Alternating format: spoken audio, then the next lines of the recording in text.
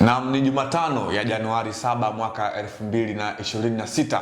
Karibu ndani ya Anuari TV na kipindi hewani ni Morning Recap, kipindi ambacho tunakwenda kuzungumza matukio yote yaliyotokea ndani na nje ya mipaka ya Tanzania. Na hii leo katika habari za kitaifa kubwa zaidi ni hapo jana Rais wa Zanzibar na mwenyekiti wa Baraza la Mapinduzi Ali Mwinyi amezindua daraja la juu lenye urefu wa takriban mita 541.2.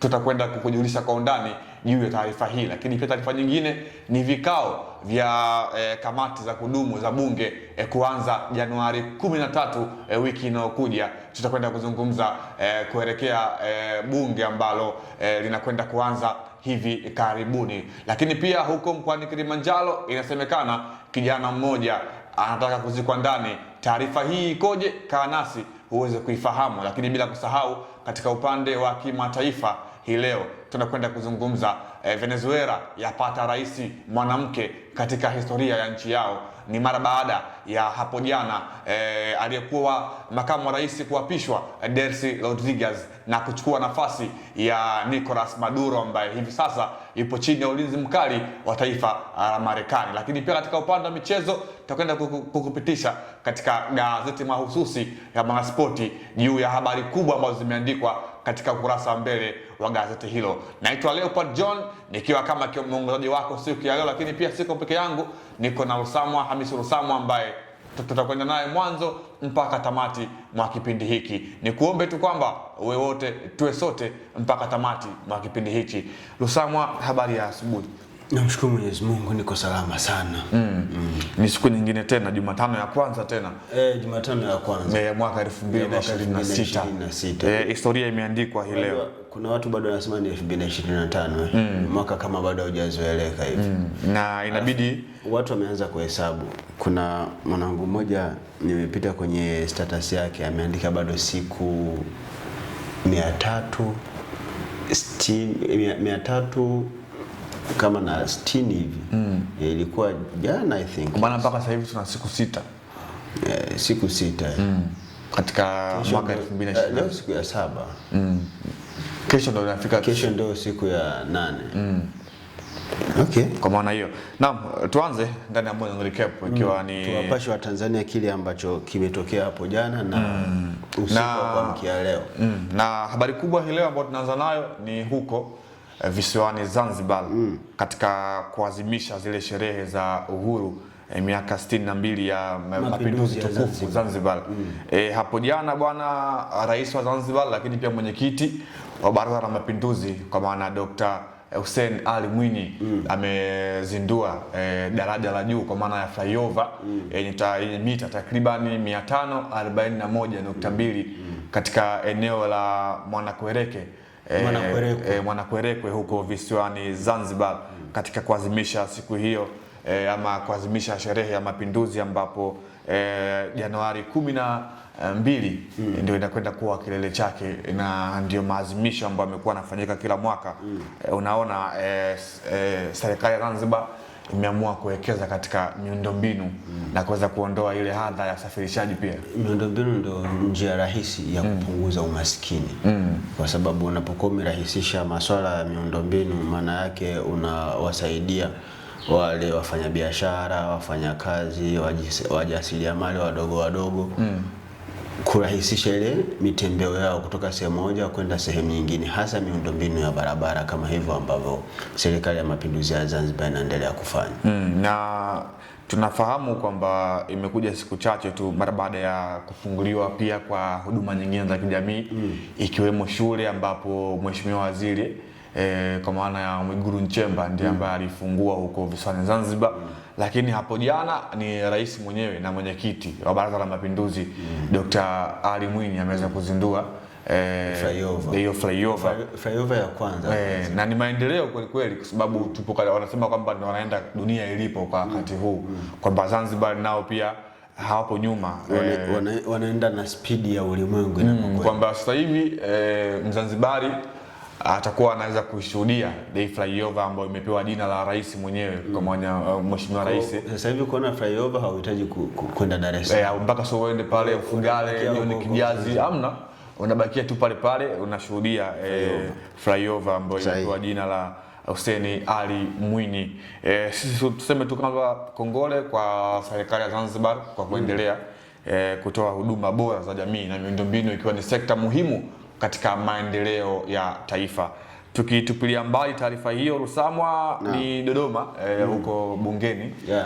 Taarifa ambayo inasema kwamba vikao kamati za kudumu za bunge zinatarajia kuanza Januari 13 mwaka huu huko jijini Dodoma, ambako ndiko makao makuu yalipo, lakini huko ndiko bunge ama vikao vya bunge huwa vinafanyika. Habari inasema kwamba vikao vya kamati za kudumu za bunge vitaanza kufanyika Jumanne ijayo Januari 13, Ijumaa Januari 23, 2026 katika ofisi ya bunge jijini Dodoma. Vikao hivyo ni kwa ajili ya maandalizi ya mkutano wa pili wa bunge unaotarajiwa kuanza Januari 27, 2026.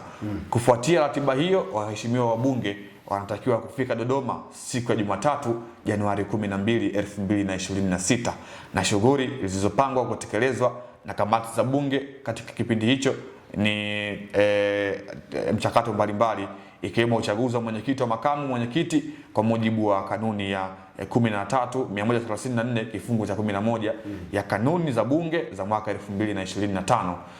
Unaona, moja kati ya sekta muhimu pia, na bunge la Jamhuri ya Muungano wa Tanzania linatarajia kwenda kuanza mapema mwaka huu, lakini shauku kubwa mimi naamini ni kwa wakazi wa mkoa wa Kigoma.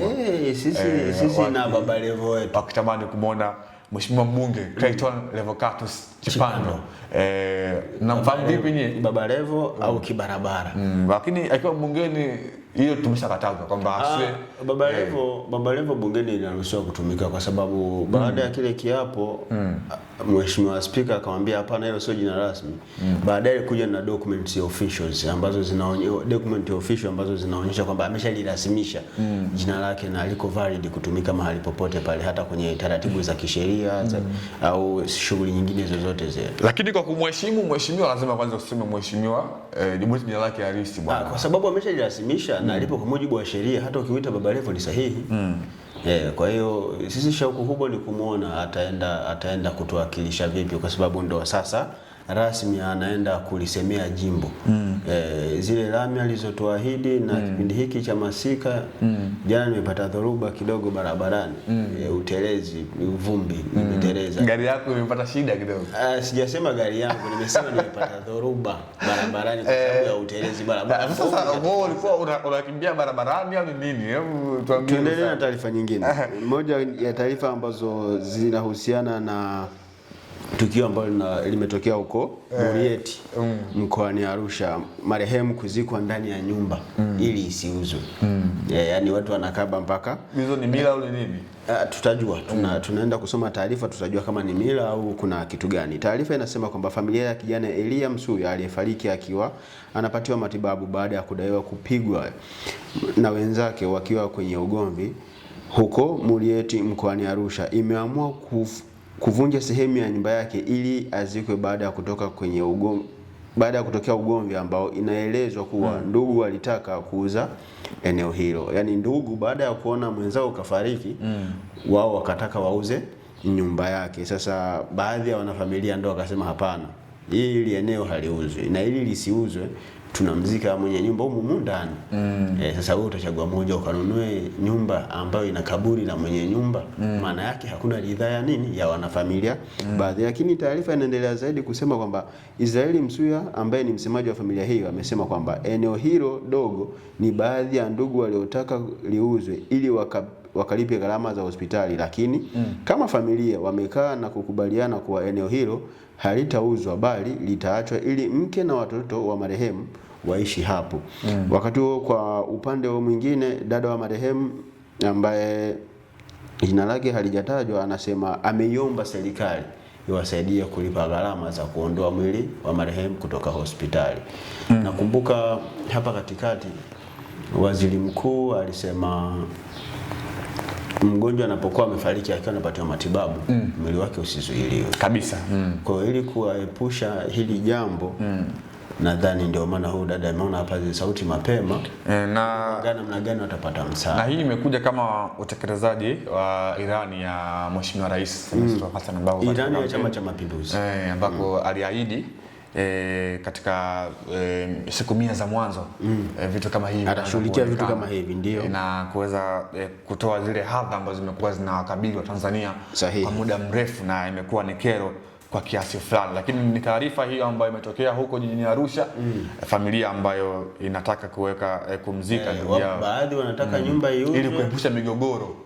Hakuna mgogoro kwa sababu si ndio kwamba yani inaonekana kwamba hakuna maridhiano, upande mmoja wanataka ichukue nyumba, mwingine hawataki. Sasa ili kuepusha shari akaamua ngoja sisi ndugu yetu tumzike huko, kwa sababu hii ni mali yake, na vipi mali haki itendeke. Wale wanafamilia watakokuwa wamesalia kwa maana ya mke na watoto zake haitawasumbua kwa muda fulani kwamba kama wataweza analiona kaburi la baba yao, akizunguka analiona kaburi la mume wake. Amna, wanasemaga zimu likujualo halikuli likakwisha. Kwa hiyo wao kama wanafamilia huenda wakapata hiko kuliko kuweza kufanyiwa dhuluma na nyumba ikaondoka kabisa. Najua kitu kibaya ambacho kimekuwa kinatokea ni kwenye mara baada ya mzazi ama baba kufariki katika nyumba, hawa wanaobakia wamekuwa wakionewa sana katika, hasa wale ambao hawahusiki. Mara nyingi ambao wanaleta migogoro hasa makaka na wifi kaka dada wa marehemu ndio mara nyingi huwa wanafanya hayo matukio, hasa pale anapokuwa amefariki mwanaume ambaye alikuwa na uwezo, alafu ndugu zake wanazitolea macho mali zake, hapo hadi watoto wao wanasahaulika.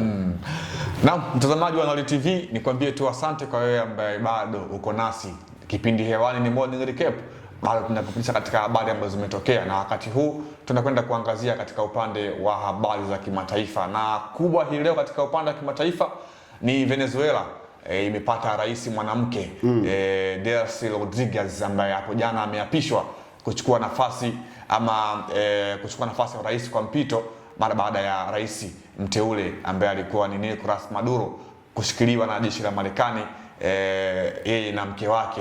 Na hapo jana bwana Maduro alifikishwa mahakamani na kukana mashtaka yeye na mkewe. Lusamwa, hiyo ndio habari kubwa ambayo sasa hivi imegonga headline kweli. Venezuela imepata rais. Venezuela story ni nyingi sana zinazotoka huko, lakini wanaendelea kuangalia namna gani wataendelea kuliimarisha taifa lao baada ya kuwa wamemwapisha rais mwanamke. Taarifa inaeleza kwamba Delcy Rodriguez aliyekuwa makamu wa rais tangu mwaka 2018 ameapishwa kuwa rasmi rais wa mpito wa Venezuela katika kikao cha bunge kilichofanyika kufuatia wito wa kuachiliwa kwa rais aliyeondolewa na kuzuiwa nchini Marekani Nicolas Maduro. Delcy mwenye umri wa miaka 56 amesema anahisi huzuni kutokana na kile ambacho kilichotokea kutekwa kwa Maduro na mkewe Cilia Flores waliokamatwa na vikosi vya Marekani katika uvamizi wa usiku wa Januari mosi. Lakini anasema hatua hii inatokea huku Maduro katika mahakama jijini New York akisisitiza kuwa bado ni rais wa Venezuela na akikana mashtaka manne yaliyomkabili ikiwa ni pamoja na ulanguzi wa dawa za kulevya na ugaidi. Toka umewahi kusikia dunia inamtambua Nicolas Maduro kama gaidi? Hapana, hiyo ni misimamo yenyewe, na pengine alichokizungumza rais wa Marekani kana kwamba huenda ameshakifanyia tafiti na ndio maana kutoka hadharani. Kwa hiyo ilikuwa siri yake na kutangaza inawezekana, ndio maana nimesema inawezekana. Alijiridhisha huyu mtu ni gaidi. Kwa ndio ameona anahujumu uchumi wa Marekani na kufanya shughuli za kigaidi, kama ambavyo amemtuhumu kuuza madawa ya kulevya ambayo imekuwa kwa sehemu moja na kuhamisha maendeleo. Labda mimi nikuulize swali. Kama madawa ya kulevya yalikuwa yanaingia Marekani kutokea Venezuela, wakulaumiwa ni Maduro au wakulaumiwa ni zile idara za usalama za Marekani ambazo zilishindwa kulinda mipaka? Yaani in short, Marekani ameamua kupiga kwenye industry yenyewe. Yaani ameamua kuharibu kiwanda, sio kuharibu wafanyakazi. Yaani ameamua kupiga moja kwa moja kule ambako ni sababu ama ni source. Yaani ni kama vile unaona hapa panya unapotokea hawezi kuchukua panya. Unaenda pale unaweka, unachukua bado unaziba. ndicho ambacho amekifanya rais wa Marekani. Ukienda kuziba kwa slice ya mkate inakuwaje? Na sasa kuziba kwa slice ya mkate ndio utakuta kama hayo ambayo yametokea, lakini sasa hivi ulimwengu mzima ambacho wanakizungumza, kila mtu anaongea lake kuhusiana na Donald Trump. Wengine wakisema kwamba ni dikteta wa dunia, wengine wakisema kwamba yeye ndio soja wa dunia kwa maana ya askari. Wewe unamweka kwenye engo gani? Mimi namweka kama vile mtawala, kwa maana Marekani naye pia amekuwa anatusaidia katika engo moja ama nyingine. Kwa hiyo wewe unakubaliana na wale wanaosema Donald Trump ni askari wa dunia. Ametuwekea vikwazo sana mataifa ya Afrika kwa kweli kupata ile yake ya kuingia nchini Marekani. Tumeona pia Tanzania sisi pia ni waanga kwenda kuishi Marekani. Sababu mimi nina haki. Huwezi jua bwana. Huwezi kuwa na haki kwenye nchi ambayo sio yako. Wewe una haki ya kuishi Tanzania. Yaani ninaomba, sasa ni kuomba, unaomba zile nafasi ya kuishi kama kuweza kupata nafasi ya kwenda huko nchini Marekani, lakini ameweka vizuizi vikali sana na vizito ambavyo vinapelekea kutoa ugumu kwa mataifa ya Afrika kama Mali, Senegal na Ivory Coast nafikiri. Hiko ndicho ambacho kimetokea. Naam, mtazamaji wa Nolly TV, hayo ndio ambayo yamejiri katika upande wa kimataifa. Na sasa tunakwenda kukupitisha katika habari za kimichezo. Na hapa tupo na gazeti mahususi kwa ajili ya habari za kimichezo ambalo ni la Mwanaspoti. Habari kubwa ni ipi ambayo imeandikwa hii leo? Tega macho na sikio kuweza kufahamu kile ambacho kimeandikwa katika upande wa gazeti la Mwanaspoti, gazeti ambalo ni maalum kwa ajili ya michezo ewe Mtanzania. Habari kubwa hii leo inasema kwamba Pedro anileteeni huyu, wawili wampa tano Prince Dube. Hiyo ndio habari kubwa ambayo inasemeka hivyo, na kwenye habari picha akionekana kocha wa Young Africans Pedro Goncalves, lakini pia Prince Dube ambaye ndio amezungumzwa hapa. Nani hawa? Pedro amemtaka nani na nani? Yaani maana yake anamhitaji Dube awahi Kombe la Mapinduzi, sio maana yake. Maana Dube ni mchezaji wa Yanga.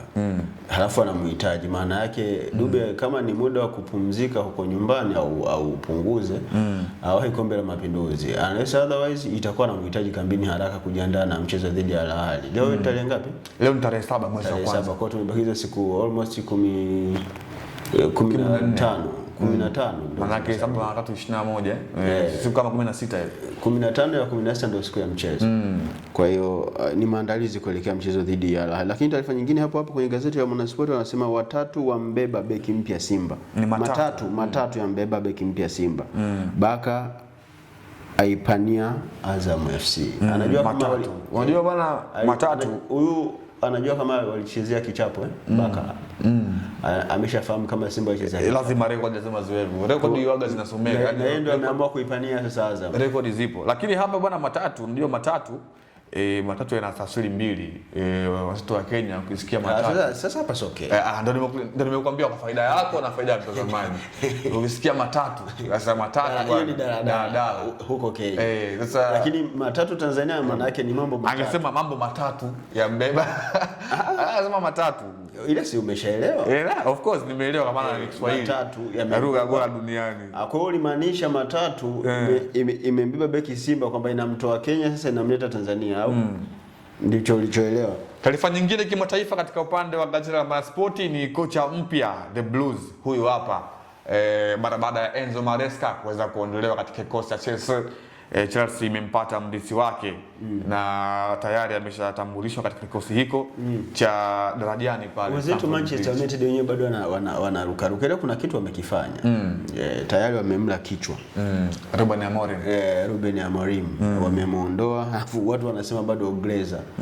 Glazers family ndio wanaoimiliki Manchester United.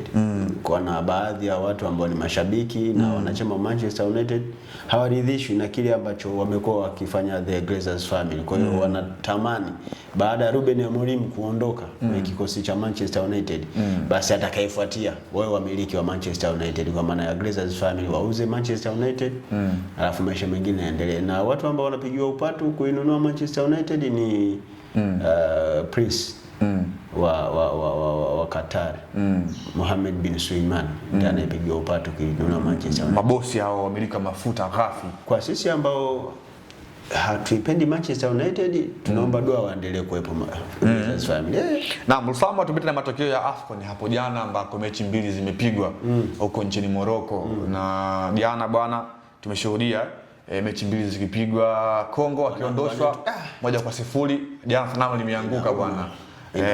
Lakini usiku Burkina Faso akachakazwa 3-0 na Ivory Coast. Kile kichapo hatari. Naam, asante na mtazamaji wa Nole TV, tumefikia tamati ya Morning Recap Jumatano ya leo Januari 7 mwaka 2026. Leo tumezungumza mengi, kubwa zaidi ni huko Zanzibar ambako tumekupitisha juu ya uzinduzi wa barabara za juu kwa maana ya flyover yenye mita 541.2 imezinduliwa huko visiwani Zanzibar, lakini pia vikao vya bunge kuanza vya awali Januari 13 mwaka huu huko jijini Dodoma. Lakini kimataifa ni Venezuela imepata rais mpya mwanamke mara baada ya Maduro kushikiliwa chini ya ulinzi mkali na serikali ya Donald Trump. Mimi naitwa Leopard John, nilikuwa na wewe hapa ndani, lakini alikuwepo pia Hamisi Lusamwa. Nikwambie tu hadi wakati mwingine, endelea kusalia nasi, na hii ni Anuari TV na hii ilikuwa ni Morning Recap. Asante.